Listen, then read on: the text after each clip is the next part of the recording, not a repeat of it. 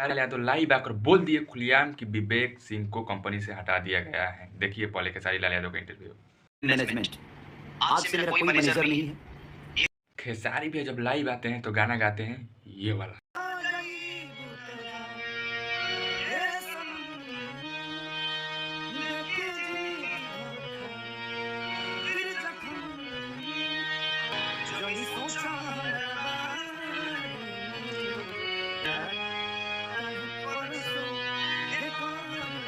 इस गाने में एकदम खुलेआम टारगेट करते हैं खेसारी भैया विवेक सिंह के। जा जयबू त जा देखे जखम, मतलब जखम देके गोल बड़न के विवेक सिंह।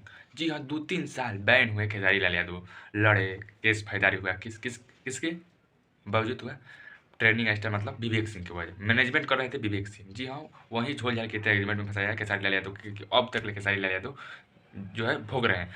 और एक और बड़ी खबर पता चली है कि ग्लोबल म्यूजिक कह रहा है कि जब तक आपका टीम में से विवेक सिंह को हटाया नहीं जाएगा तब तक हम अपना केस वापस नहीं लेंगे।